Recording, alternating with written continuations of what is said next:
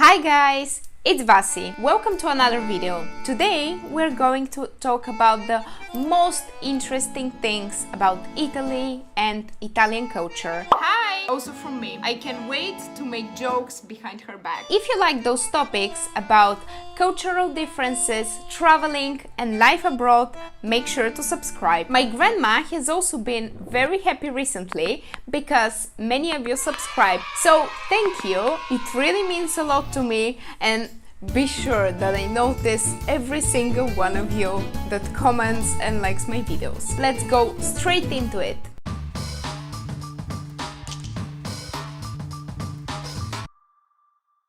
If you know one thing about me, it is that I love Italy and I love Italians. In the beginning, when I moved to Italy, there were some things that I was just finding particular, that shocked me, and I still think they're quite interesting. And no, today we're not going to talk about spaghetti and meatballs that don't exist, or that they're bidets in the bathrooms or digestivo. No, none of this bullshit. We'll talk about real Italian culture. Number 1. Hand gestures. And I'm sure you have noticed that I move my hands a lot when I speak, but it doesn't really mean anything. Whereas for Italians, every hand gesture has its specific meaning. And actually I decided to take the flight because I thought it's easier, isn't it? That's why we should go in summer. Doesn't mean anything. What is this? Number 2, coffee culture. And if you think about Italy, you know that Italians love their coffee, right? As something that they love, I would expect them to have their coffee for longer. But it turns out the coffee culture is really fast in Italy. You go to the bar, you have your coffee, and then you leave. Whereas where I'm coming from, you can have your coffee literally sitting down for 2 or 3 hours. You can always tell that I'm a foreigner because I order my cappuccino in the afternoon or just later than 11 a.m. It turns out this is something which Italians don't really do. Hi, can I have some cappuccino please? With soy milk if possible. Assolutamente no, non va bene. No. 3. To-go food is not really a thing, so don't go and ask for your coffee or for your lunch for takeaway.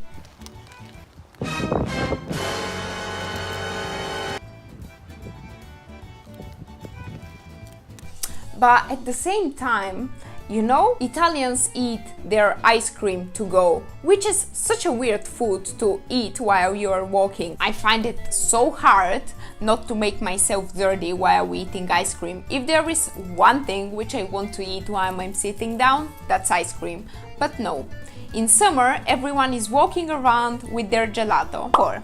Italian breakfast. When I was little, I had to eat for breakfast bread with eggs and cheese and like all those boring healthy things that, you know, they're actually considered part of the Mediterranean diet. Actually, in Italy, they eat biscuits and bread with jam and brioche and all those super exciting cakes, sweets for breakfast. It was literally my dream breakfast when I was a kid. 5.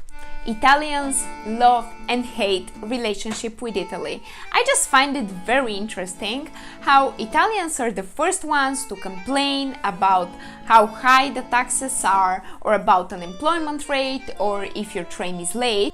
But at the same time, if a foreigner says something slightly negative about Italy, like I want more milk in my cappuccino. Really? This cappuccino again? Trust me, they will be the first ones to tell you that this is the way to do things and Italy is the best, and they would be the first ones to defend it. It's closer to a British carbonara. If my grandmother had wheels, she would have been a bike. What the hell is, it doesn't make any sense what you said. Number 6. People get close to you, both physically and emotionally, way faster. And when I first moved to Milan, my housemate told me all her life story in 30 minutes. And she told me things that usually it would take me to know someone for at least a year before I share all those things. But with Italians, it's not like that. And if you look at two people, an Italian and a Scandi person talking, it would look something like that. Actually, I think you're talking about personal space, huge research, but I don't really trust you with information, so it's gonna be linked down below. 7.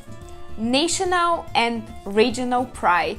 So pretty much everyone is very protective of their own region and their home city. Let me tell you this, when I first moved to Italy, I met people from all around the country, and pretty much everyone told me that their city and their region is the best. They explained to me what's the difference in their cuisine, in their food, in their history, and what makes them different, but also the best.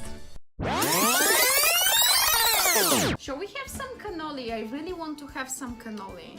Why would you have cannoli when we're in Campobasso? In Campobasso, what's typical is arrosticino. If you want cannoli, you go to Sicily. I'm sorry to interrupt this lovely conversation, but how are meat skewers close to a dessert? I mean, at least let's try and balance it with another dessert. Yeah, but I want them so much, and it's still Italy. There's no, it's different. If you want cannoli, you go back to Sicily. 8. Accents. Accents and dialects are a very important part of Italian culture, and Italians can tell from which region or at least from which part of the country are you depending on your accent. And to be honest with you, I can never tell from which part of Bulgaria someone is depending on how do they speak. Then maybe the problem is just you, because I spoke to other Bulgarians and they can tell the difference. In Italian there are so many differences in words and just in accents that you can really tell the difference. And now let's test this out. Oh, ma che te credi? Che te sei fatto il canale? E si baciano.